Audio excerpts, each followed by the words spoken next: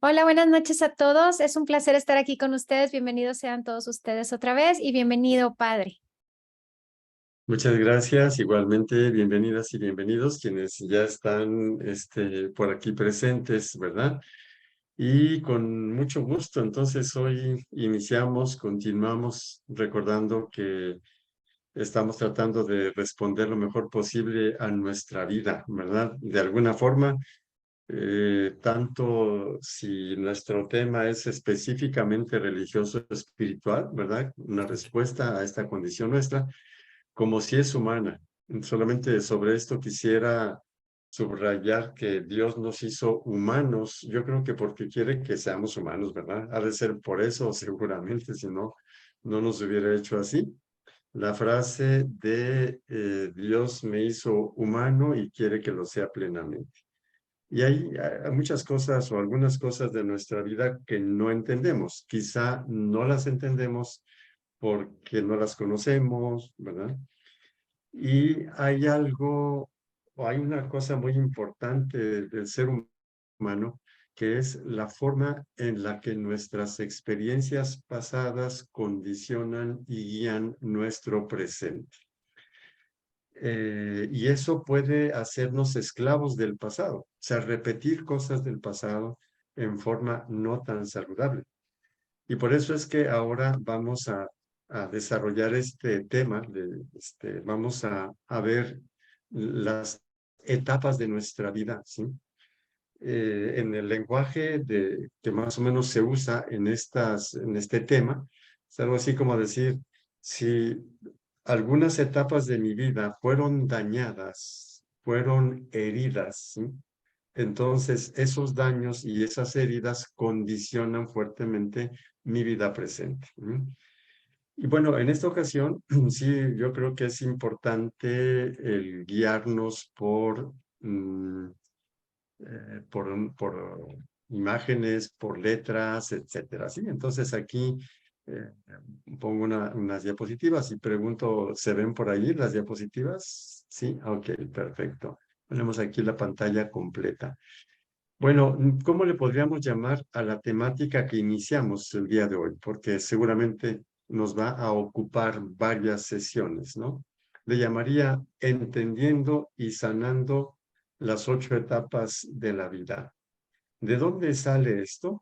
La primera referencia sale de un psicólogo social, Erik Erikson. Aquí tenemos entonces una obra que se llama El ciclo vital completado. Tiene una obra previa que se llamaba El ciclo vital, y luego lo completa.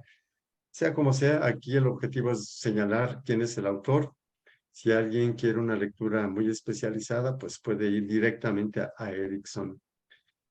Quien de alguna manera, al menos en nuestro ambiente, difundió esto fueron los hermanos Lynn y Sheila Fabricant, que publicaron hace tiempo una obra, le llamaron así, Sanando las 8 etapas de la vida, traducida del inglés.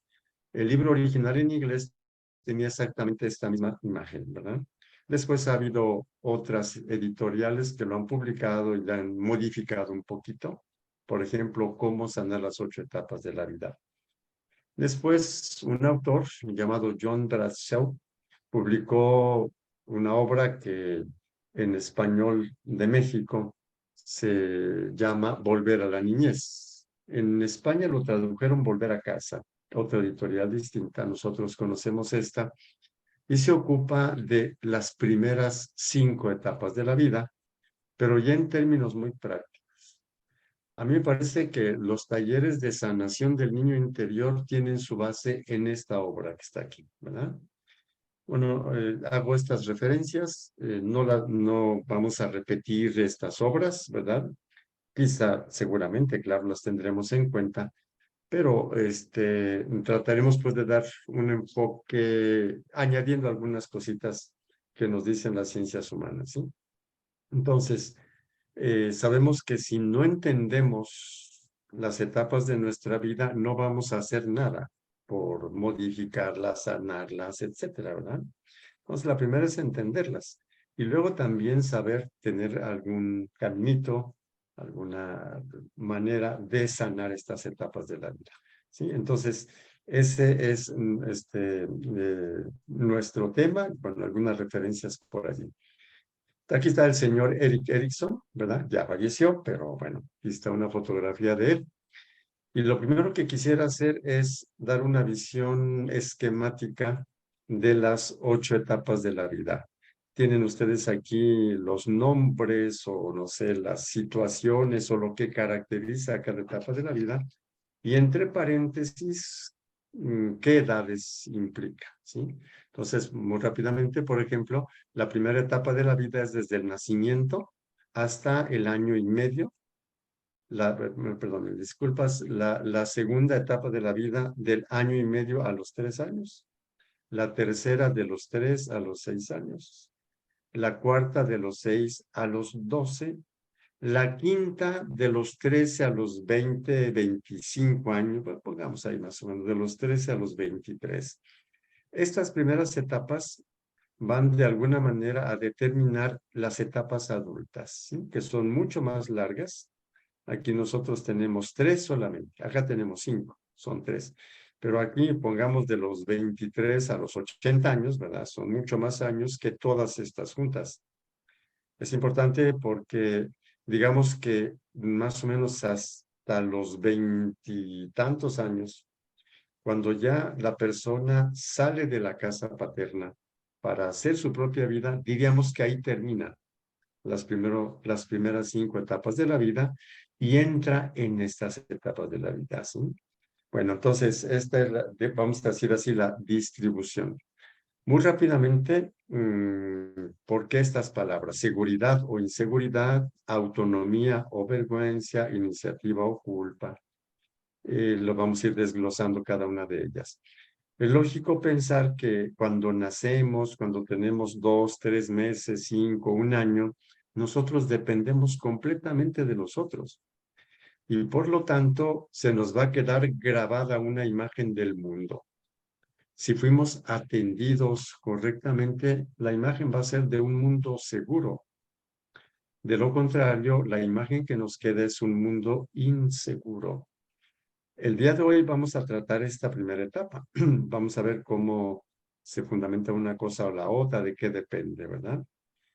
En la segunda etapa, que ya aprendimos a caminar, a controlar las esfínteres, podemos ya hacer algunas cositas mínimas por nosotros mismos, ¿verdad? Entonces tenemos el primer ejercicio de autonomía, queremos hacer todo, nos sale mal.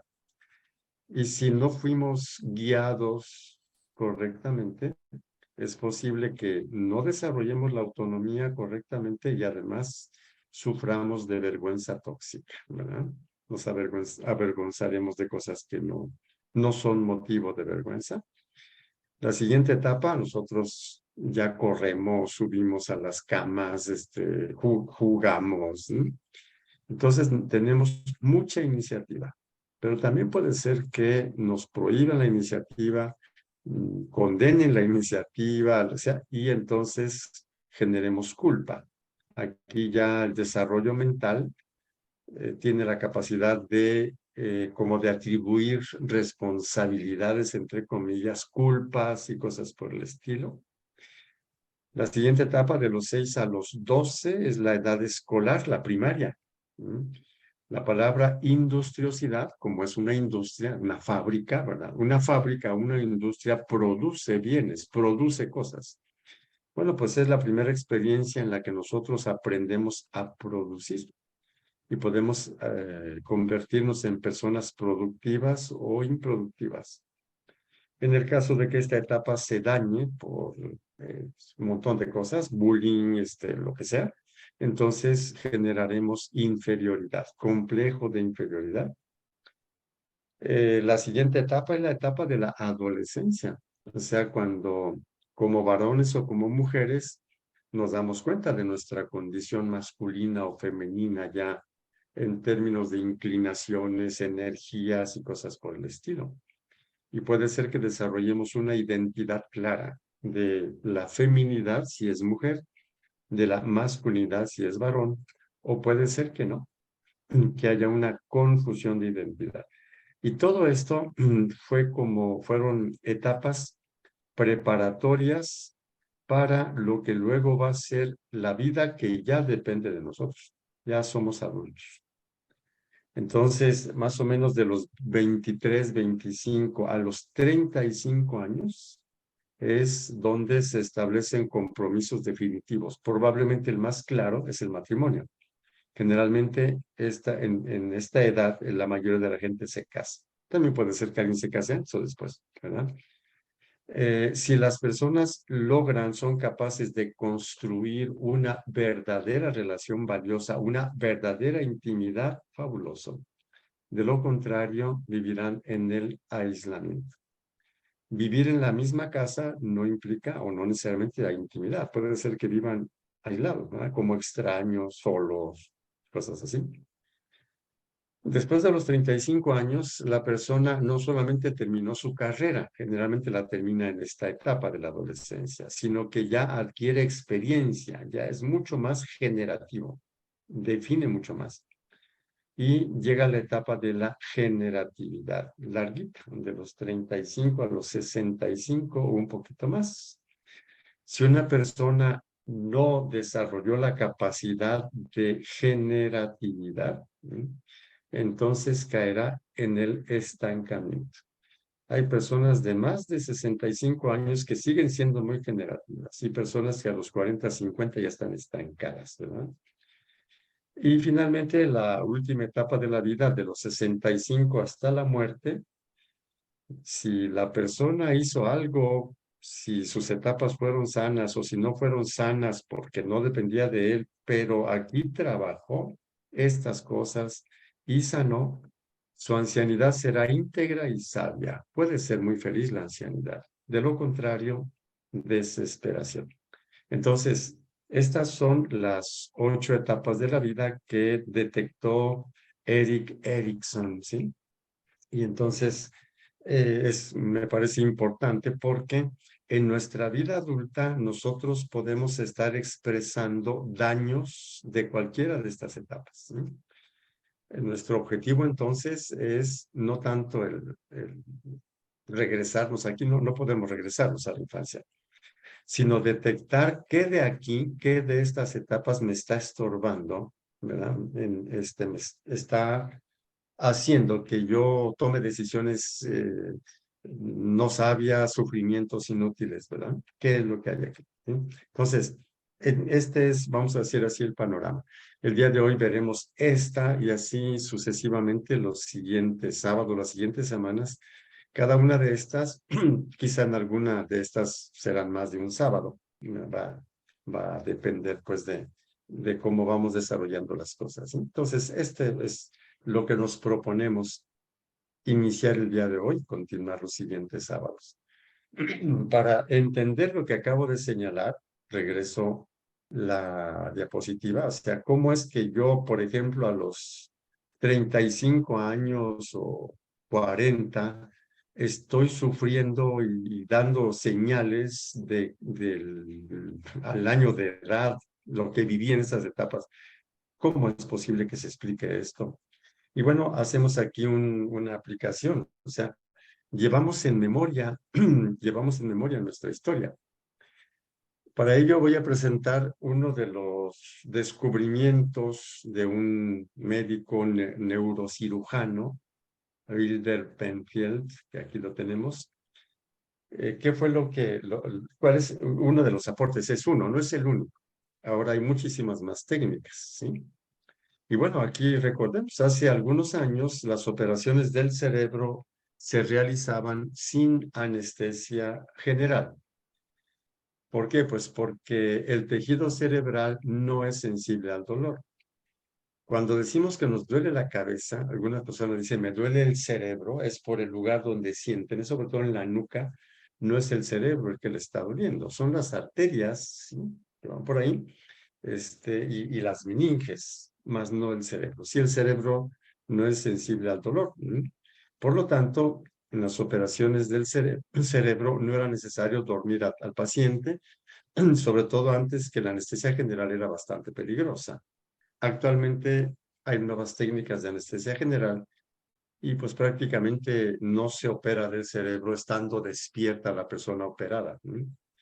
¿Qué es lo que se hacía? Se aplicaba anestesia local para abrir el cuero cabelludo, el cráneo, pero nada más esa parte, y luego se operaba el cerebro con el paciente consciente. Pongo aquí el año porque la cosa no es que sea tan reciente. Ya en 1951 el doctor Penfield empezó a experimentar y a publicar los resultados de sus investigaciones, ¿no? Que comprobaron que el cerebro conserva en memoria muchas cosas, pero recuerdos muy concretos. Entonces, cuando el doctor Penfield lanzaba un pequeño estímulo en alguna parte del cerebro, podían pasar muchas cosas, desde movimientos involuntarios, lo cual se decía, pues en esa área del cerebro la responsable de que se mueva acá o de que tenga una sensación en otro lado. Pero también sucedía que tocando algunas áreas del cerebro, la persona veía, experimentaba escenas de su pasado y diferentes. Entonces, se fue descubriendo que nuestro cerebro tiene una grandísima capacidad de memoria. Están almacenados nuestros recuerdos, nuestras vivencias están ahí. Basta que haya un estímulo para que aparezcan. De hecho, la expresión de recordar es vivir es muy cierta. Podría decir recordar es revivir, o sea, volver a vivir lo vivido, ¿sí? Entonces, nuestro cerebro tiene una grandísima capacidad de conservar en memoria, no palabras, también palabras si se quiere, experiencias, sentimientos muy hondos. Lo tenemos ahí en nuestro cerebro. Y de ahí entonces se pueden explicar muchas cosas. Por ejemplo, el análisis transaccional que dice yo me relaciono con los demás desde tres posibles posiciones, mi yo padre, mi yo adulto y mi yo niño. ¿Por qué? Pues porque los llevo grabados. El yo padre es la grabación que yo tengo del modo como los adultos me trataban. Entonces yo como adulto a veces tomo todo ese papel, ¿no? Porque lo llevo en memoria, o de mi yo niño, o sea, lo que yo de niño aprendí, viví, ¿sí? Pero también existe mi yo adulto, es decir, la capacidad de evaluar los acontecimientos de la forma más objetiva posible. Bueno, estos son solamente datos con los que quisiera subrayar y fundamentar el hecho de que nosotros llevamos en nuestro cerebro grabadas, almacenadas nuestras vivencias y que los estímulos presentes pueden hacer que salgan esas experiencias, ¿verdad? Es decir, que salga, vamos a decir, mi yo niño de 10 meses, 5 meses, un año, ¿sí? Entonces llevamos ahí, ¿sí? Todo ese asuntito. Por eso es que es muy importante reconocer, ser capaces de ver qué etapas de nuestra vida fueron dañadas, porque porque sufrí, o sea, si me dañaron o si fui dañado, me dolió y lo llevo en memoria. O sea, yo llevo en memoria el evento y el sufrimiento del evento. Le llamamos heridas, ¿no? Y entonces están influyendo en el presente. Y bueno, entonces habiendo aclarado esto, de inmediato, bueno, no antes de inmediato, no. Entonces, lo que acabo de comentar ahora, las experiencias y los aprendizajes del pasado dan significado al presente. Lo vivido queda almacenado en memoria, es el material con el cual entendemos el mundo actual, la memoria semántica. Quizá una cosa muy sencilla, por ejemplo, un insulto es un sonido que emite alguien con sus cuerdas vocales, ¿sí? Un sonido que yo aprendí y memoricé, que ese sonido significa desvalorización de mi persona, agresión a mi persona. Lo memoricé en español. Ya lo comentamos en otra ocasión, si me insultan en alemán o en chino, o sea, no me afecta, díganme todos los insultos que quieran, ¿verdad? No me pasa nada, porque en mi memoria no está almacenado ese sonido, el significado de ese sonido. Y así todo lo demás, una mirada, por ejemplo, ¿sí? Un tonito de voz, ¿sí? Entonces, tenemos todo ese material almacenado en memoria y cuando hay un estímulo así, volvemos a vivir otra vez la experiencia del pasado. Entonces, esa memoria, la memoria de todos los eventos, es el material con el cual afrontamos la realidad. La primera se llama memoria semántica, memoria de significados. La segunda se llama memoria procedimental, ¿sí? El modo como procedo, ¿sí? Entonces puede ser que grite, ya, es decir, pues es un procedimiento que yo aprendí, porque a lo mejor fue el único que me sirvió para protegerme y sigo creyendo que me protege cuando ya en realidad o hago el ridículo o sale peor hacerlo. Pero yo aprendí, todavía lo sigo creyendo que esa es la mejor forma de afrontar las cosas, ¿no? Memoria procedimental, ¿sí? O el material, eso que vivimos, el material con el cual nos entendemos a nosotros mismos, que se llama memoria episódica, ¿sí? O memoria biográfica. Y puede haber más tipos de memoria. Ahorita quisiera solamente subrayar este asuntito, ¿sí? Porque las etapas de la vida, de nuestra vida, la tenemos en memoria vital y vivencial, ¿sí? Y bueno, entonces ahora sí, vamos a la primera etapa de la vida. Del nacimiento, 0 horas, 0 días de vida fuera del vientre materno hasta el año y medio, 18 meses, ¿no? ¿Cuál es la experiencia en esa etapa, lo que se nos queda en memoria? Entonces, diríamos que en esta etapa se construye la base de la vida, la cual puede ser segura o insegura. Como decía al principio, cuando mencioné las diferentes etapas de la vida, ¿sí? Uno de bebé no puede hacer nada, nada, o sea, depende completamente de los otros.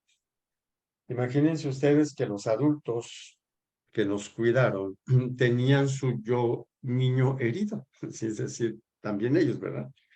Y bueno, tenían situaciones caóticas o lo que sea, ¿verdad?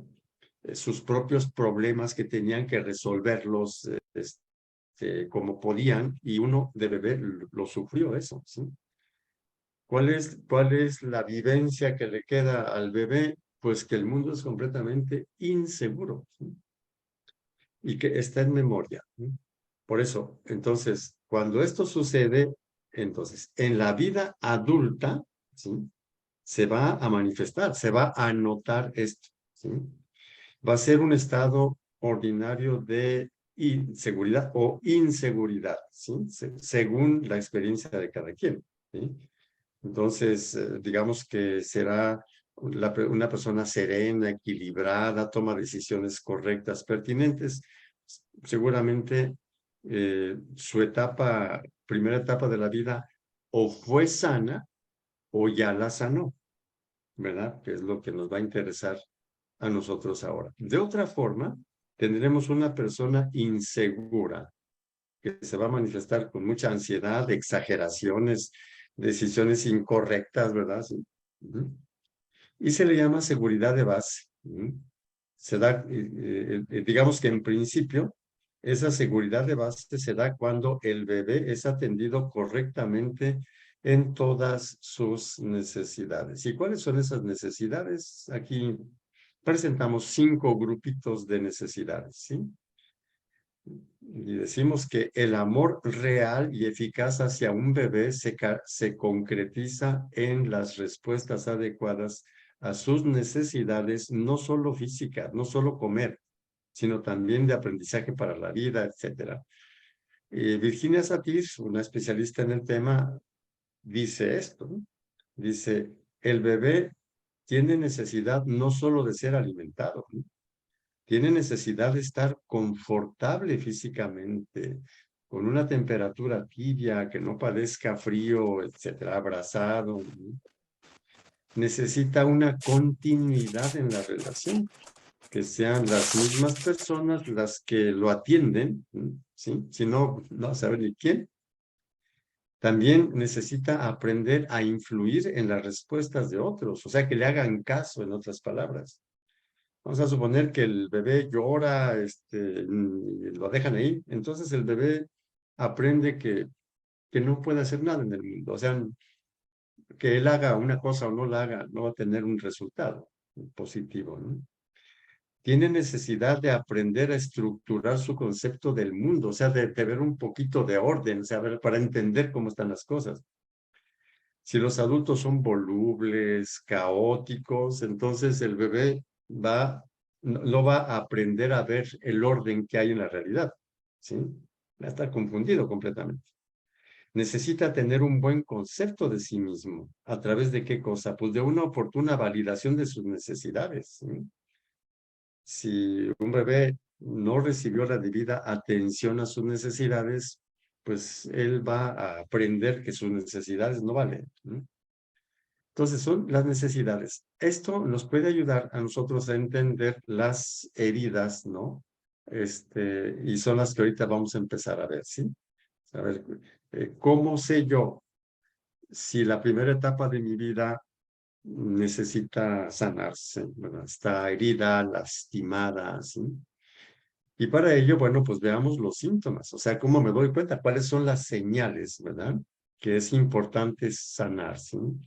Nos decimos que cuando las necesidades del bebé no fueron atendidas, el bebé aprende que el mundo es inseguro, ¿verdad? Y entonces trata de compensar eso, trata de asegurarse de alguna manera para disminuir la ansiedad. ¿Y cómo se manifiesta? Las voy a mencionar también en la siguiente diapositiva, va a haber más síntomas que nos indican la probabilidad, la alta probabilidad de que nuestra primera etapa de la vida ha sido dañada de alguna manera. Por ejemplo, las exageraciones en el comer, en el beber, en el fumar o el uso de drogas, ¿sí? Cuando una persona necesita el estímulo de la boca, comer o tener un cigarro o beber, ¿sí? Es un síntoma probable.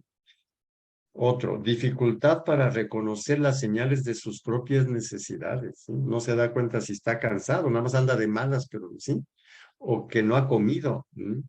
Sin dificultad para reconocer las señales de sus propias necesidades, ¿sí? Incapacidad para satisfacer las propias necesidades, la necesidad de que otro se la satisfaga, ¿sí? Mucho miedo al abandono. Al grado, por ejemplo, que algunas personas cuando se corta una relación, se acaba un noviazgo, ¿sí? Piensan en la muerte, se dice, mejor me muero, ¿sí? O pueden pensar incluso en el suicidio. Y seguimos con los síntomas. Necesitar continuamente ser valorado o valorada, ¿sí? Siendo tan solícito para que lo valoren, ¿verdad? Hasta hacerse indispensable, ¿sí? Decimos muy familiarmente, paga porque lo alquilen, ¿verdad? Otro, necesidad de tener todo bajo control, bajo su control, ¿verdad? Exactamente por la inseguridad. O sea, entonces, sí, no puede soltar. Le es muy difícil soltar.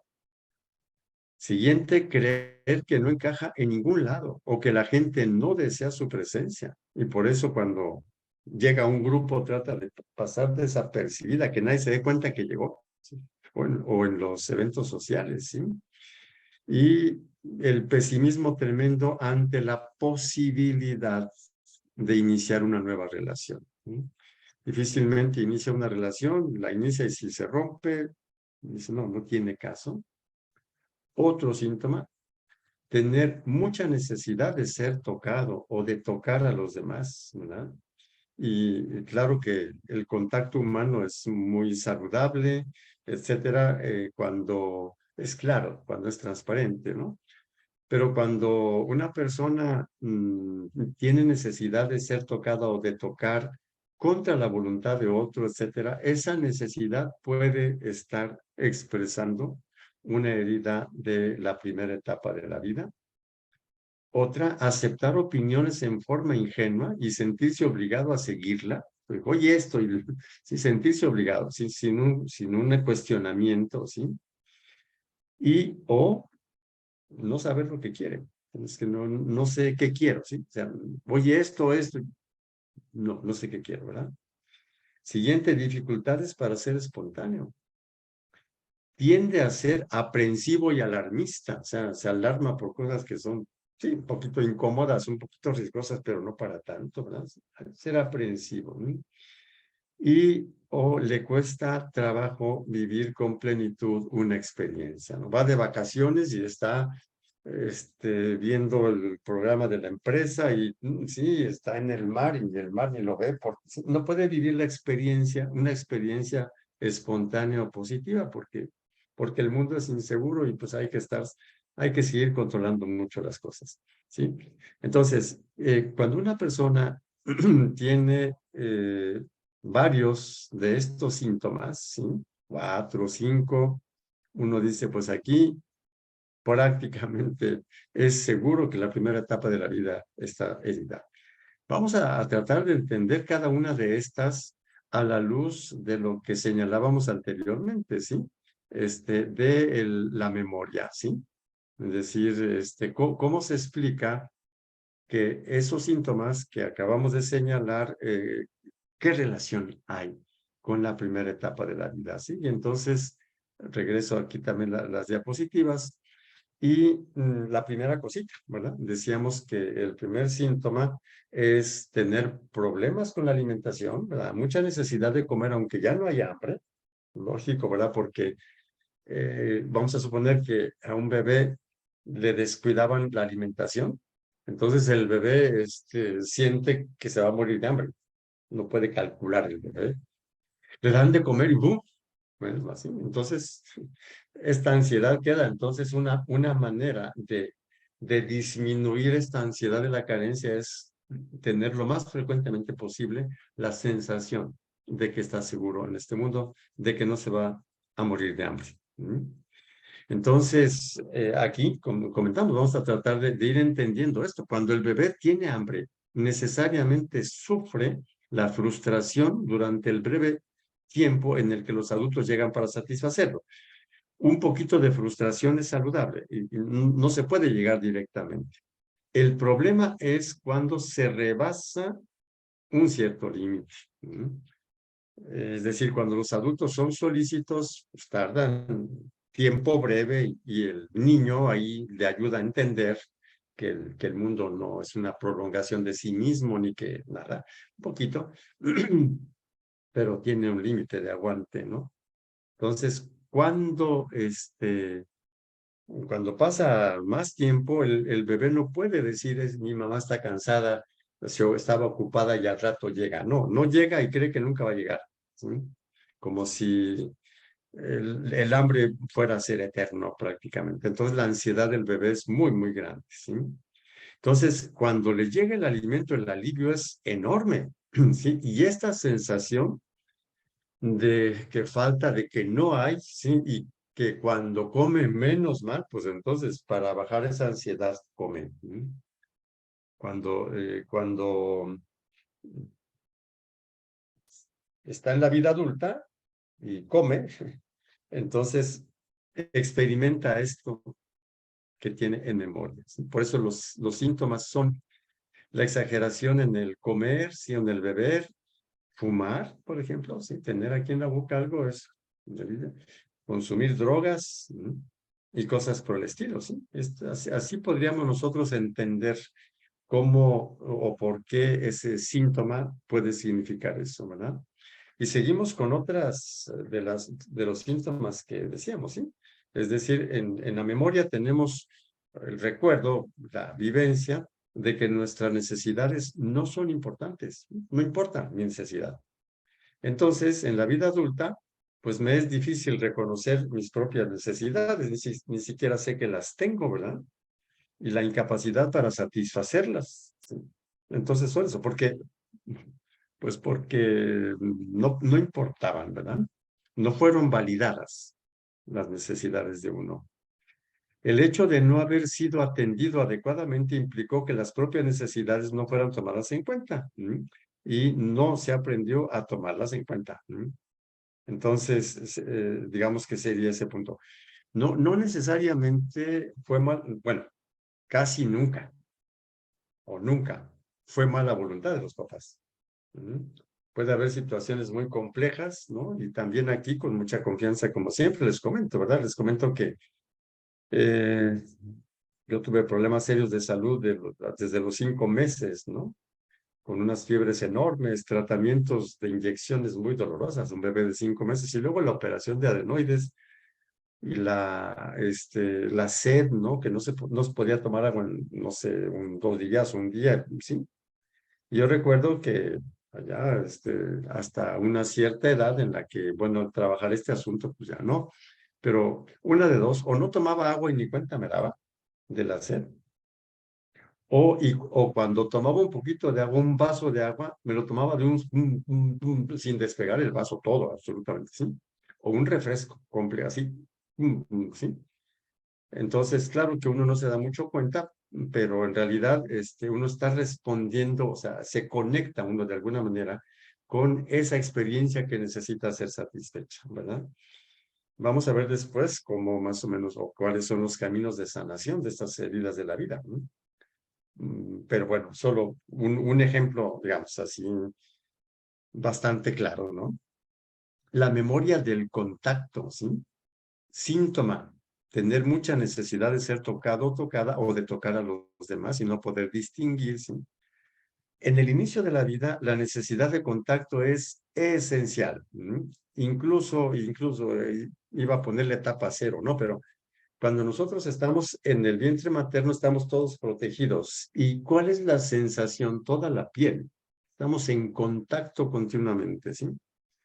Por eso se sugiere que cuando un bebé nace, lo primero que hay que hacer es dárselo a la mamá para que lo abrace. Ojo, ya, y claro, de inmediato ver si puede comer, le da el pecho, pero antes de darle el pecho es el abrazo, ¿sí? Hay muchísimos experimentos, comprobaciones en seres humanos y en animalitos, en mamíferos, lo que implica la falta de contacto. Afecta seriamente el cerebro. Eh, hay mucho, por ejemplo, hay experiencias de este tipo en la que en un laboratorio de animalitos estaban ratas o no sé, conejitos o algo así, ¿no? En el cual estaban experimentando la capacidad inmunológica, ¿no? Si les ponemos esto y si no sé cuánto, ¿no?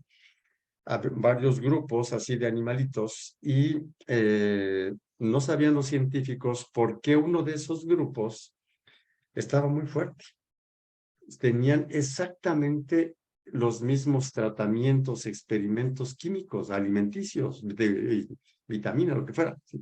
Y un grupito de esos animalitos estaba muy fuerte, mucho más que los otros. Y bueno, aquí ¿dónde está la diferencia?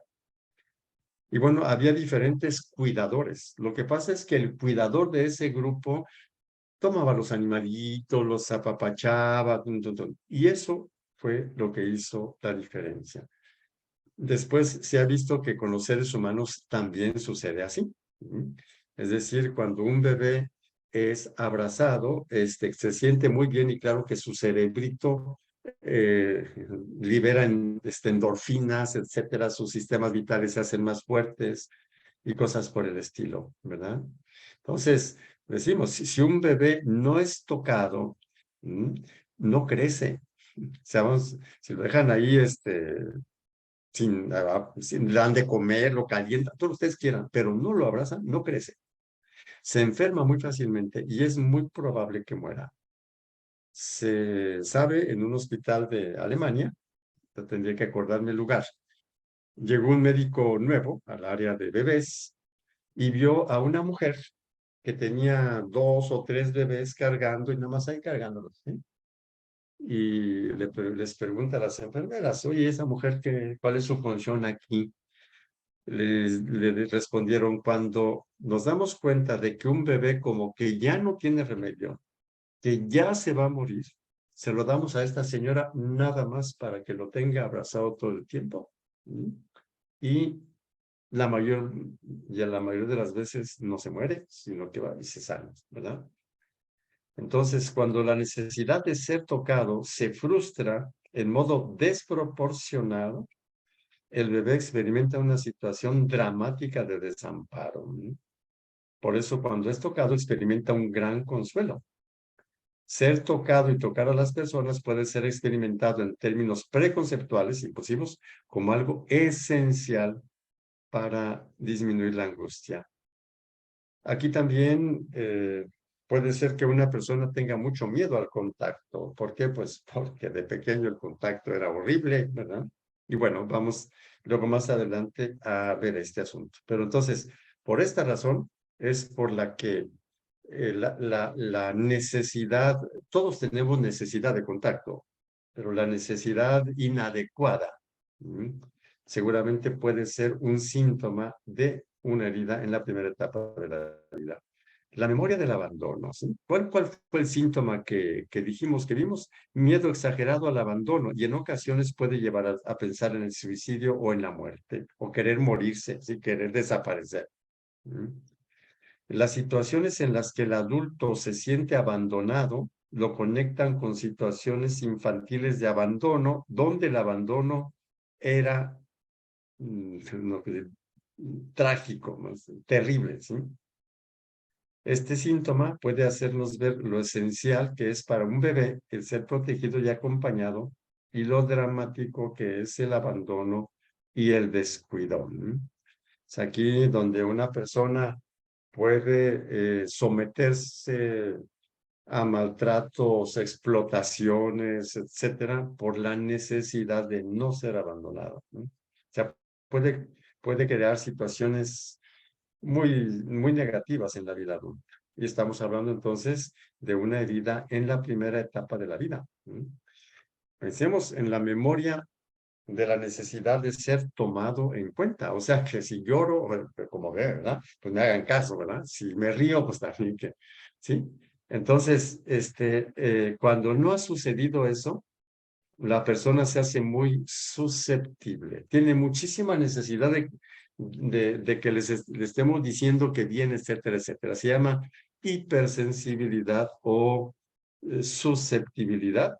Y puede ser que para ganarse la valoración sea exageradamente solícito, ¿verdad? Hasta hacerse indispensable para garantizar la valoración de su persona. Entonces, la susceptibilidad y la solicitud exagerada pueden expresar lo dramático que fue no haber sido tomado en cuenta. Esta memoria biológica y emocional empuja a la persona adulta a tratar de resolver esta necesidad. Y continuamos con la siguiente, veo que el tiempo va muy rápido, ¿sí? La memoria de no merecer existir, creer que uno es un estorbo. ¿Cuáles fueron los síntomas que decíamos? Creer que uno no encaja en ningún lado o que la gente no desea la presencia de uno. El intento de pasar desapercibido en los eventos sociales. El pesimismo ante la posibilidad de iniciar una nueva relación. La dificultad para ser espontáneo. Existen situaciones de veras muy dañadas en ese sentido. En etapas sucesivas se ve eso. Cuando una mamá le dice a su hijo, su hija, por tu culpa me tuve que casar con tu padre y soy infeliz. O sea, ¿para qué naciste? Eres culpable de haber nacido. Tenemos aquí un síntoma de veras muy horrible, que en la vida adulta se ve así, o sea, si uno se siente un estorbo donde llega y por eso siente que no encaja en ningún lado y que nadie quiere su presencia. Entonces, los cuidados insuficientes se memorizan como sensaciones de ser estorbo. O por ejemplo, cuando el adulto o la adulta satisface las necesidades de malas, a ver, te tengo que cambiar, pum, avienta al bebé o lo que sea, ¿sí? Entonces, el bebé dice, soy un estorbo para la vida de los adultos, ¿no? Y es otro de los posibles síntomas. La memoria de depender de los otros para pensar y decidir. ¿Cuáles son los síntomas? Aceptar las opiniones de otros en forma ingenua, sentirse obligado a seguir lo que otro dice con palabras o sin palabras y con frecuencia no sabe lo que quiere, ¿sí? Carece de autonomía para usar su inteligencia, ¿no? Y también carece de autonomía para usar su propia voluntad. Diríamos que el síntoma señala el hecho de que para que la otra persona no me rechace, yo no me quede en el abandono total, hago lo que quiera la otra persona, ¿sí? Entonces, basta que exprese una opinión, haga un gestito por allí y, sí. Y claro que este es uno de los síntomas más claros de que la primera etapa de la vida ha sido dañada. Otro aspecto de memoria, vivo en un mundo inseguro, por eso me alarmo tan fácilmente, ¿no? Y por eso quiero controlar todo, ¿sí? Entonces, volvemos otra vez, si no tengo seguridad de las cosas, yo tengo que estar controlando todo y si no lo puedo controlar, me alarmo y sí, exagero un poquito los peligros, las amenazas, ¿sí? Entonces, ¿cuál es la solución? Pues dado que hay muchos peligros en el mundo, pues es mejor que yo lo trate de controlar, ¿verdad? Sí, continúo rápidamente. Otra que está en memoria, no puedo estar tranquilo en un mundo tan inseguro, ¿sí? Y entonces tenemos las personas muy ansiosas, tensas, etcétera, ¿sí? No pueden vivir plenamente una experiencia, ya lo comentamos anteriormente, ¿verdad? Continúo rápidamente. Y bueno, entonces empezamos un poquito a concluir, ¿no? Este asunto. Porque uno dice, bueno, sí, y si yo ya viví esto, ¿ahora qué hago, verdad? Ya me doy cuenta de que tengo señales de que sufrí mucho y mi conducta actual trata de aliviar o de disminuir ese sufrimiento que está en memoria. Entonces, lo primero es lo que estamos haciendo, reconocer, entender, aceptar nuestra historia. ¿Sí? Puede ser que nos duela mucho, ¿no? Cuando uno dice, yo qué culpa tenía, si tenía 5 meses, tenía 9 meses, sucedió esto, no sabía ni por qué sucedía. Claro que, pero esta primera cosita es importante, ¿sí? Reconocer que en aquello que nos hirió y que no hemos resuelto, o sea, que aquello es lo que determina cómo pensamos, cómo sentimos y cómo actuamos, ¿sí? Y que lo hacemos a la edad en que sufrimos eso. Es decir, por ejemplo, si a mí me abandonaron y no sabía qué hacer y sufrí mucho porque tenía 3 años, ahora que tengo la vida adulta y que sí puedo resolverlo por mí mismo, no lo hago porque cuando se me presenta una situación, un reto presente, yo no funciono como adulto, yo funciono a la edad que tenía cuando se me memorizó, se me grabó en memoria esa situación de incertidumbre y cosas así, ¿sí? Entonces, es muy importante reconocer esto, ¿sí? Por eso en muchas ocasiones decimos, si esta persona es tan inteligente, ¿cómo es que aquí se comporta tan tontamente, ¿verdad? Pues porque es muy inteligente, pero en este caso la inteligencia no funciona porque tiene mucho miedo, porque sufre mucho y lo que funciona es el intento de aliviar su dolor, no la respuesta adecuada a la situación. Por eso es que es tan importante este asunto, ¿verdad? Entonces, es esto, pero también saber que nuestro cerebro es modificable, la famosa plasticidad cerebral. Es decir, las experiencias infantiles modelaron mi cerebro, pero mi cerebro sigue siendo modelable, plasmable, ¿sí? Y es entonces eso lo que conviene hacer. Pero primero hay que encontrarlos con esa experiencia infantil, ¿sí? Y entonces, si bien lo que vivimos en la infancia se nos quedó en memoria, conviene saber que yo todavía puedo enriquecer mi memoria. Lo que hago en la vida adulta, mis aprendizajes, mis nuevas experiencias, los nuevos valores, también se van a memorizar. Y si tenía 40 años y vivía a expensas de mi yo herido, mi yo niño herido, hasta aquí, porque está en mi memoria, a los 40, a lo mejor a los 45, yo estoy ya muy sano, porque en esos 5 años yo añadí memoria, es decir, no se me acabó la capacidad de añadir memoria, ¿verdad? Y aquí tenemos entonces alguna cosita, ¿verdad? Algunas imágenes que yo espero que nos puedan ayudar. Aquí una, ¿no? Tenemos aquí una persona adulta, pero está siempre la sombra de su yo niño, ¿sí? Y no la pierdas de vista, ¿no?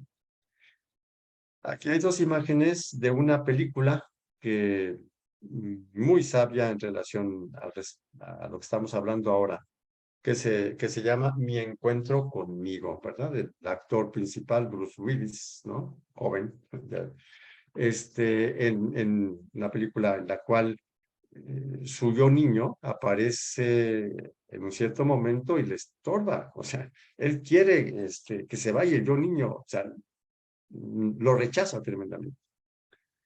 Y hay pues una serie de situaciones, una película me parece a mí muy buena, que va conduciendo finalmente a la reconciliación con este yo niño. Ahí cuando ya se encuentra su yo adulto sabio, sano, que cumplió lo que esperaba. Y después de esta escena ya no vuelve a aparecer, ya no le va a estorbar, ya no aparece porque ya lo integró, ¿verdad? Es algo muy bueno si ustedes tienen oportunidad de verla, ¿verdad? Se llama Mi encuentro conmigo. Podría ser muy útil. Yo aquí quito entonces la presentación. Entonces, el día de hoy hemos visto esta primera etapa y después vamos a ir viendo la segunda, tercera, etcétera, etcétera.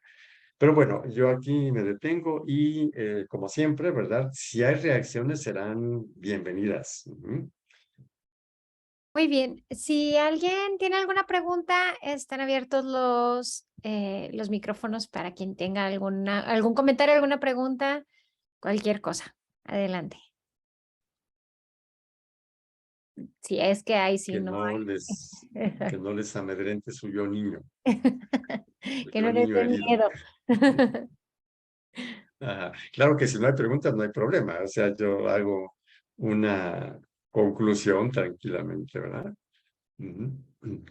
Bueno, creo que todo está muy Que, claro, que, Pat. sí, no, está bien. Entonces, yo Tengo una concluyo, pregunta. no necesariamente, Ivette, a Pat. ver, sí creo que, Adelante, Ivette. ajá, Adelante. a ver. Mire, se trata, en este caso, se trata de una pregunta que posiblemente incluya una patología o a una situación de, de la etapa de gestación o de la etapa de cuando esta persona todavía no nacía.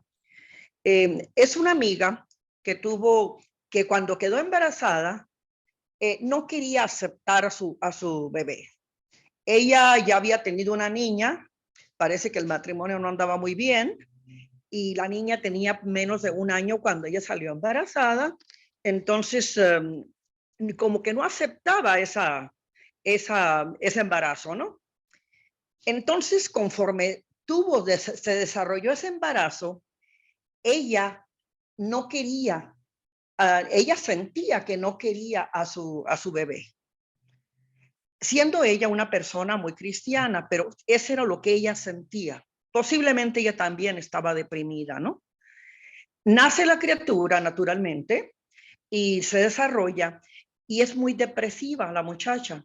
Es una muchacha muy depresiva y es de esas que se esconde allá en los closets porque se pone a llorar y tiene unos síntomas de depresión bastante agudos. Ha estado con tratamientos, con psicólogos y todo. Y todavía cuando ya tenía 26 años, conoció a una persona por internet, a un hombre de Sudamérica y se fue con él. Él vino aquí a México, a espalda de ellos se la llevó y se fueron para allá.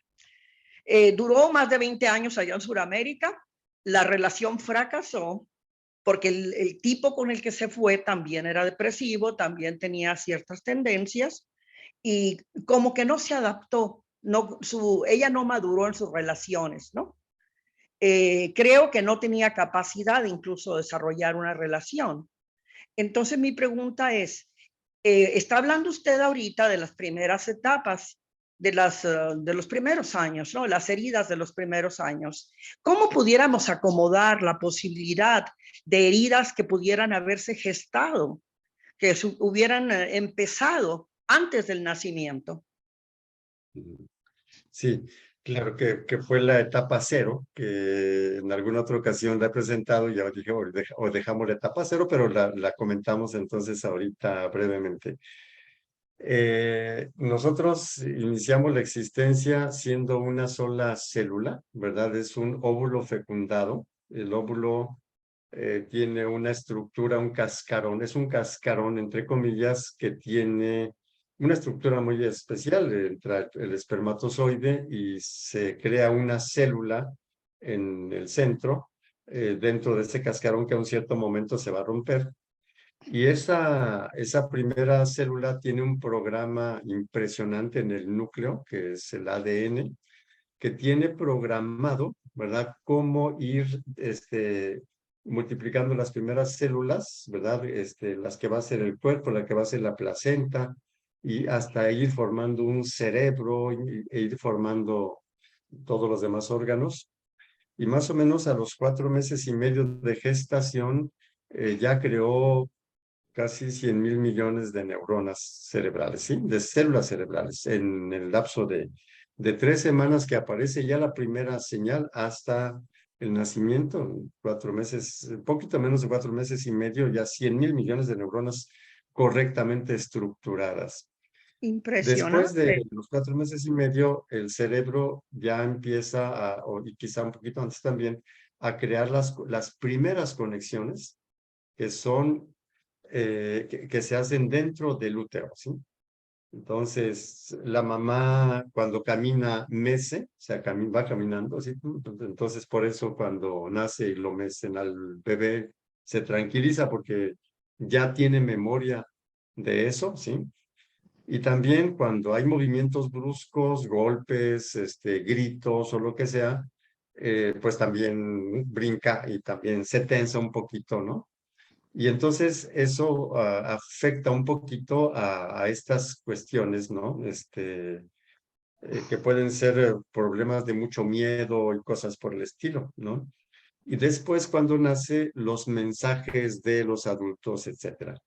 Cuando sucede en el vientre materno, una de las cosas que pueden pasar son que una cosita que cubre los axones de las neuronas, se llama mielina, la vaina de mielina, no se construya correctamente. Esta vaina de mielina es como la cinta aislante de un cable de electricidad, ¿sí? Pero no es continuado, sino que es por pedacitos, ¿no?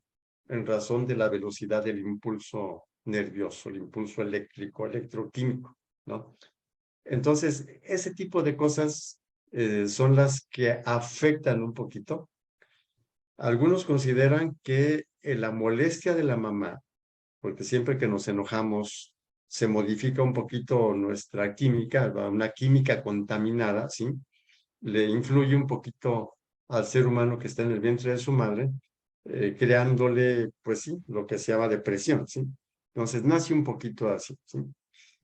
¿Qué es qué se podría decir con respecto a esta pregunta? Que que también su cerebro es plasmable. Si o sea, también esto es un poquito, es modificable, o sea, puede mejorar. Pero seguramente no hubo el apoyo para hacerlo. Pienso que quizá la mamá, pues, estaba molesta. Entonces, aparte de lo que decimos en relación a la influencia prenatal, también la influencia en las primeras etapas de la vida. O sea, me parece que no puedo hacer.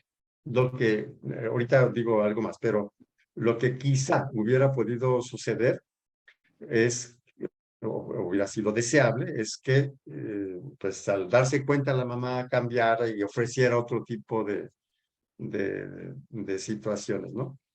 Entonces, sí influye. Existen terapias prenatales, ¿sí? Es decir, no tiene nada de mágico, simple y sencillamente que por ciertos ejercicios, como sucede en todas las memorias, vamos un poquito teniendo contacto con la memoria prenatal, ¿sí? ¿Sí? O sea, la sensación de, ¿sí? Y eso sería una posibilidad. La otra posibilidad es que la persona, no sé qué edad tenga ahora, a un cierto punto se 40, inquiete por hacer. 41. Aunque puede, si lo decide, si tiene la información, empezar a hacer su propio proceso de sanación, un poquito parecido al que de alguna manera vamos medio a vislumbrar, ¿no? En estos días. De la experiencia personal en terapia, hay personas, por ejemplo, una persona que la intentaron abortar, ¿sí? Es decir, tomaron algo para que abortara y los síntomas en la vida adulta señalarían que ante las sustancias que trataban de sacarla del vientre materno estaba la lucha de ella, del feto, de no hacerlo, ¿sí? La lucha de la sobrevivencia. Y una persona que se superó muchísimo, o sea, en cuestión de carreras y todo, pero con muchísimas enfermedades. Y en más de una sesión de terapia, a un cierto punto decía, empiezo a sentir que el ombligo se me infla, es un dolor tremendo, sí, sí, de pasarlo tremendamente, porque el ombligo es la cicatriz que tenemos del cordón umbilical, ¿sí? Es decir, querer sacarla por ahí, ¿sí? Entonces, la otra cosita es esta, es decir, personas que intentan salir desde la inferioridad y se ponen el problema y quieren sanar de alguna manera, ¿no? Esta persona inició esta terapia porque, bueno, fui mi alumna en uno de los cursos, le llamó la atención, entonces quiso seguir, tuvo la confianza de hacerlo. Lo que no sabemos es si esta persona tiene la confianza y la voluntad de hacerlo, no sabemos, ¿verdad? Qué pena, ¿sí? Pero es lo que diría hasta ahora, o sea, habría que ver caso por caso. Serán 3, 4 que he podido tratar. Ahorita tengo muy presente ¿no? Porque es una persona que incluso tuvo cargos públicos, ¿no? Sí, sí, es decir, con mucho camino recorrido, ¿no? Pero si es posible, así como vimos los síntomas de las heridas de la primera etapa de la vida, también los síntomas de los daños en el vientre materno. Y uno de ellos es lo del ombligo, etcétera, ¿sí? O también la sensación de ahogarse, ¿sí? O la sensación de que para vivir tiene que luchar muchísimo, por ejemplo, ¿sí?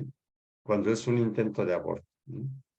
Pero claro que aquí nosotros dependemos mucho de que la persona se inquiete por buscar y quiera hacer algo, ¿verdad? Lo que comentaría al respecto. Veo Gracias. aquí también, bueno, gracias Rubí por el Gracias, comentario. muchas gracias.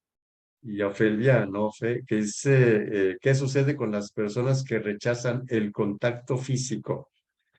A ver, entonces, por un lado, tratan de resolver una amenaza, ¿sí? Es decir, la amenaza del contacto.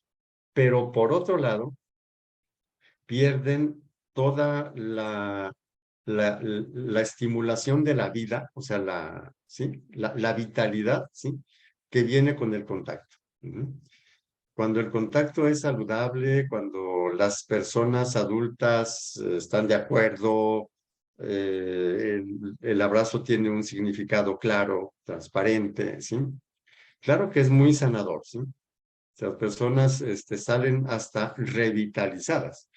Esto, les comentaba hace un momento, esto está comprobado científicamente. O sea, comprobación científica quiere decir que, por ejemplo, a algún mamífero por allí, lo acarician y luego miden las sustancias, miden neurotransmisores, miden hormonas, sustancias, etcétera. Composición de la sangre, por ejemplo, ¿sí? Y claro que los beneficios son objetivamente verificables, ¿no? Entonces, ¿qué sucede?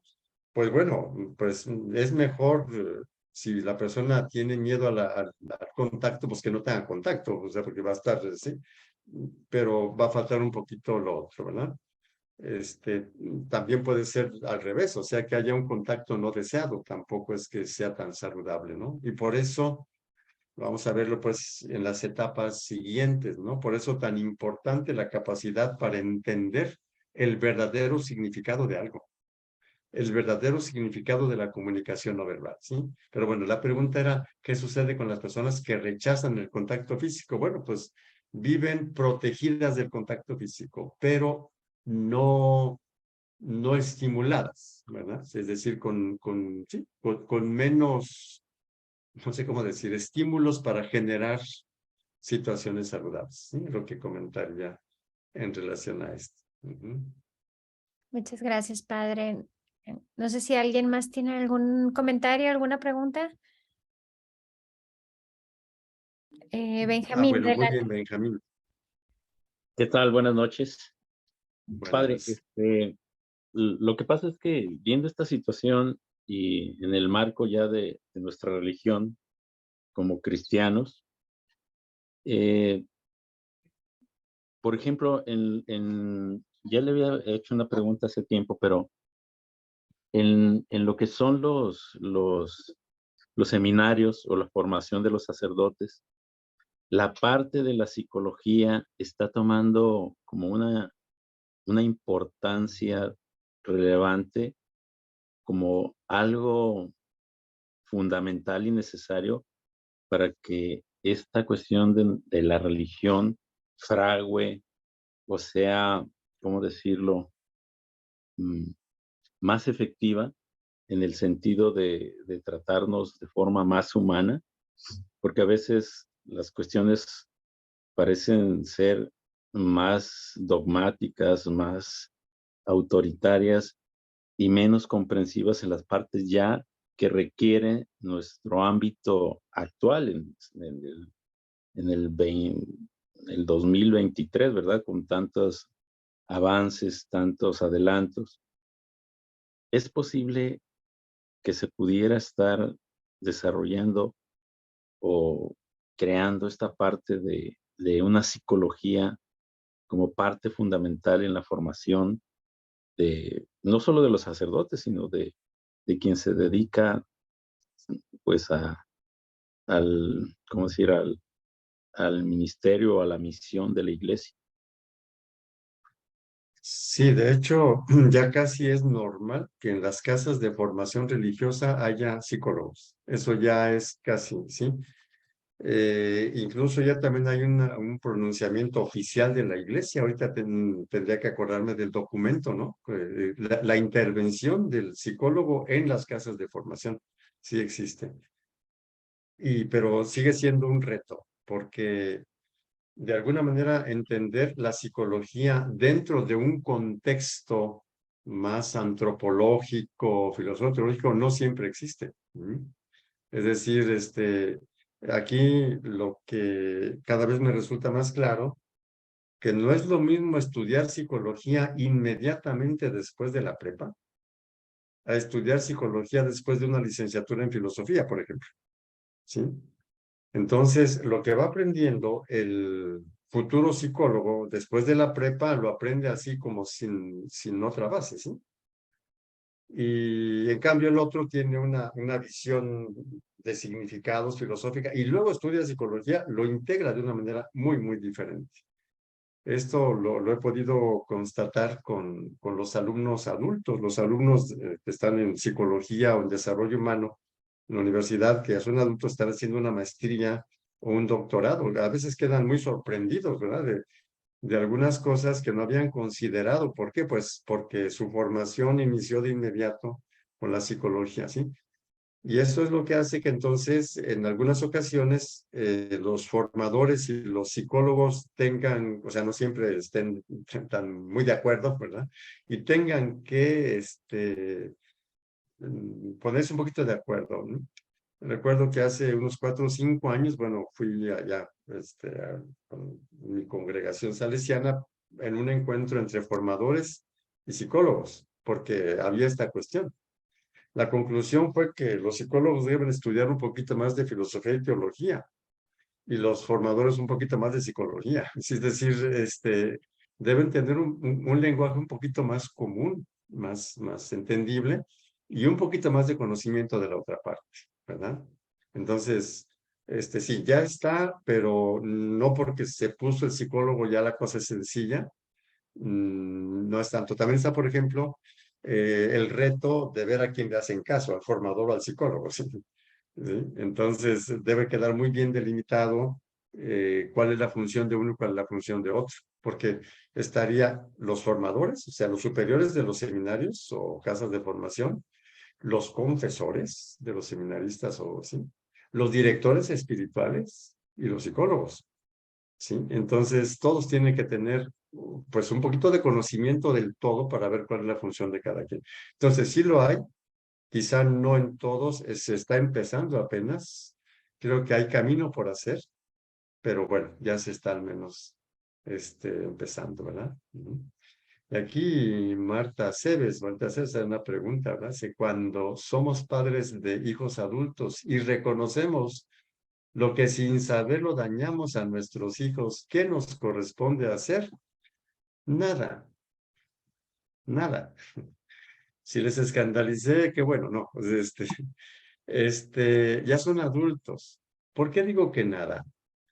Porque las mamás, papás que se dan cuenta de eso, también deben darse cuenta que a ellos les pasó lo mismo. O sea, sus papás tampoco habían visto seguramente estas cosas, ¿verdad? ¿Sí? Todos, yo creo que sufrimos daños en este sentido. Yo les puse un ejemplo personal incluso, y les puedo poner más, si es que quiero hacer una confesión pública, ¿verdad? Y puede ser que los papás luego se arrepienten mucho y todo el asunto, ¿sí? Pero ¿qué es lo que uno hizo? Trabajar esto precisamente. Entonces, retomando la pregunta, cuando somos padres de hijos adultos, ¿qué tenemos que hacer? Yo diría, como ya son adultos, los que tienen que hacer son ellos ya. Igual que cualquier adulto, igual que uno lo hizo, ¿sí? Entonces, esto, vamos a decir así, es lo normal, vamos a decir, ¿sí? Cuando mucho, bueno, si quieren comentar con los hijos, pues habría que ver si los hijos quieren comentarlo, ¿verdad? Y entonces, claro que en la conversación lo que saldrá es cada ser humano hace lo que puede, hijito, yo te quise todo lo que pude, pero hasta aquí llegué. O sea, hice lo que pude, ya no pude hacer más, ¿no? Sería eso. Pero aquí también conviene que veamos que todos los seres humanos tenemos este grande reto, el grande reto de la sanación. No conozco hasta ahorita ningún ser humano que haya tenido padres perfectos. No lo conozco y posiblemente no exista. Y estos entonces posiblemente una de las expresiones más como funcionales del pecado original llamado, ¿sí? O sea, padecemos la falta, la carencia humana. No es la carencia de este y este también, de cada quien, pues, pero es la carencia humana. Y es nuestro grande reto la sanación de eso. Y es aquí donde nosotros podríamos decir que esto que estamos comentando ahora, aunque sea una cuestión de tipo humano, de ciencias humanas, ¿sí? Puede entenderse como el proceso espiritual que tenemos la responsabilidad de hacer frente al daño humano, o sea, al daño, entre comillas, al daño original, al pecado original, vamos a decir así. No quiero decir que esto es el pecado original, es algo más teológico, pero creo que tiene que ver con eso. Entonces, es lo que diría. Así que a las mamás tranquilas, no hagan nada. ¿Por qué? Porque sus hijos son inteligentes. Padre. Porque sus hijos son capaces. Muy bien, Martita. A ver, dime, Marta. Ahorita que le hacen esa pregunta, yo revivo, por ejemplo, le compartía que yo recibí con usted hace muchos años esta formación de las 8 etapas y tal cual a mí me venía esa culpa, esa necesidad de remediar la vida de mis hijos, de revertir los daños que había cometido en ellos. Sin embargo, bueno, el hecho de seguir con las siguientes etapas y seguir oyendo sus enseñanzas, pues me ayudó a entender esto, de que, pues qué bueno que crea yo que soy una madre muy buena, que quiero salvar a mis hijos, pero no me ha alcanzado la vida ni para salvarme a mí, ¿verdad? Entonces ya quisiera yo sanar mi propia historia y he ido entendiendo que si yo logro sanar mis heridas, es lo mejor que puedo hacer por mis hijos y por mi esposo, más que querer sanar la de ellos. Porque si no lo hago, pues los voy a seguir dañando. Intentaré resolverles un daño y les voy a poner otro. Entonces, creo que sí es como un efecto normal, creo yo, que este curso lo recibamos, esta enseñanza, y estemos pensando en todo el mundo. Ay, fulanito ya se me vino a la mente, sutanito, y querer ayudar. Creo que es un mecanismo de defensa porque no nos va a ser fácil reconocer nuestras propias heridas. Es difícil, lento, Claro. pero muy sanador cuando se va asumiendo este camino. Y estamos eternamente agradecidos con usted por sus enseñanzas. Muchas gracias. No, gracias, muy bien, gracias, Matita. Y aquí exactamente la pregunta de Ofe, ¿verdad, Felia? Es exactamente lo mismo que estaba comentando. Sí, en efecto, es uno solo, es uno mismo. Y además, qué bueno que, Marta, que nos recuerdas el curso que di hace, no sé, como 15 años, ¿no? Por ahí así, o más, ¿no? Porque, claro, cuando lleguemos a las etapas adultas, vamos a ver que hay una etapa privilegiada de sanación, que es la que está entre los 25 y 35 años, o entre los 20 y 35 años, ¿sí? La etapa de la intimidad. Esa es la etapa en la que más gente se sana, ¿sí?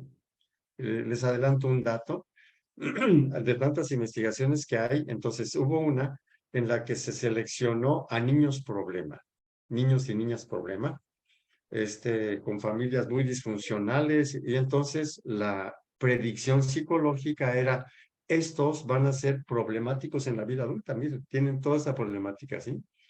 Y se equivocaron por dos tercios. Es decir, de todos esos niños, solamente un tercio en la vida adulta era problemático. 2 tercios resolvieron eso, ¿sí? La conclusión de la investigación dice que la etapa de la intimidad es la etapa más sanadora, ¿sí? Y vamos a llegar nosotros a esa etapa, o sea, cuando, bueno, las personas amigas, pero sobre todo la pareja, ¿no? Los que se casan, cuando el matrimonio es sano, cuando no, pues no, ¿verdad? Cuando es sano, ¿sí? Exactamente ese es el establece ese tipo de relación, es lo que explica, ¿sí? El hecho de que haya gente que, digamos, por su infancia estaría como destinada a ser problemática en la vida adulta y no lo es, ¿sí? Pero vamos a ver, qué bueno que nos recuerdas eso, Mar. Ok, muy bien. Ivette tiene la mano levantada, padre. Adelante, Ivette. En este caso, mi pregunta es con respecto a la culpa en los niños, sobre todo cuando hay un divorcio. Soy catequista y me ha tocado platicar con niños que me hablan y me dicen que se sienten culpables, que ellos se sienten culpables de lo que sucede entre sus padres, que ellos se sienten que son la causa de aquello que están sufriendo sus padres. Ellos no lo ven como que sus padres han cometido un error o como que sus padres están tratando de afrontar sus propios problemas. No, ellos se sienten culpables. ¿Cómo pudieras, en qué forma pudieran estos niños o pudiéramos hablarles para decirles: mijito, tú no eres culpable de lo que está sucediendo, tú no tienes la culpa de los problemas que tienen tus padres? ¿Por qué tú te sientes culpable de ese divorcio, de esa separación? Entonces, ahí es donde veo yo que es una herida que está como muy fuera del alcance de muchos de nosotros comprender. Sí, precisamente una de las etapas es muy susceptible a la culpa. Voy a ponerla rapidísimamente. ¿Se recuerdan cuando, a ver, ¿qué puse yo aquí? Ay, otra vez. Bueno, apareció otra cosa distinta. Mil disculpas, vamos a ver. Bueno, ¿aparece la diapositiva? Sí. Sí. Vean ustedes aquí en las etapas, hay esta etapa, la tercera, de los 3 a los 6 años, es muy susceptible a la culpa, precisamente. Y hay una razón muy clara. Hacia los 5 años de edad, el cerebro del niño ya es capaz de atribuir responsabilidades, pero no tiene la capacidad crítica de ver quién es el verdadero responsable, simplemente, ¿sí? Entonces, ¿a quién le atribuye la responsabilidad de algo? A quien le dicen que es responsable. Entonces, si el adulto está llorando por débil y por susceptible, es por tu culpa, estoy llorando, el niño entiende que él es el responsable, ¿sí? Ya entiende responsabilidad. Y así es como se genera la culpa. Por eso es por lo que, por ejemplo, si un matrimonio se divorcia y tiene un hijo de 1 año, un hijo de 3 y un hijo de 5, el mismo divorcio les afecta en modo diferente. ¿Sí? Al de 1 año le crea inseguridad. ¿Sí? El papá se lo así. Al de 3 le crea vergüenza. Y al de 5 le crea culpa. ¿Sí? Entonces nosotros vamos a llegar, Dios mediante, será en 15 días o más, no sé, a esa etapa, la etapa de la culpa. ¿Sí? Y entonces los niños son muy susceptibles a eso. Y es posible que si en esa etapa se generan sentimientos de culpa fuertes, la persona vive con sentimientos de culpa en forma inadecuada. Se culpa de cosas de las que no es culpable, en pocas palabras, ¿verdad? ¿Sí? Vamos a llegar entonces a esa etapa. Si ese niño o esa niña no tienen ahorita la capacidad o la posibilidad de sanar la culpa, llegará algún momento en el que tendrán la oportunidad de sanar esa etapa de su vida, ¿verdad? Yo no venía a decorar. Sí, bueno, Rubí, ¿escuchamos algo? Ah, bueno, se escuchó un poquito. Bueno, pues ya, pues yo creo que concluimos, ¿verdad? Con el tiempo. Muchas gracias. Muchas gracias. Pues muchas gracias de sus intervenciones y su presencia. Y Dios mediante continuamos dentro de 8 días con la segunda etapa, ¿verdad? Muchísimas Sí, gracias, gracias, padre. padre. Gracias a todos. Sí. Gracias, Gracias. buenas Muchas noches. gracias, muy amable. Noches. Que pasen Gracias, A padre. ustedes. Buenas noches. Gracias. Buenas noches, gracias. Gracias, buenas noches a todos. Buenas noches, bye, gracias. Gracias.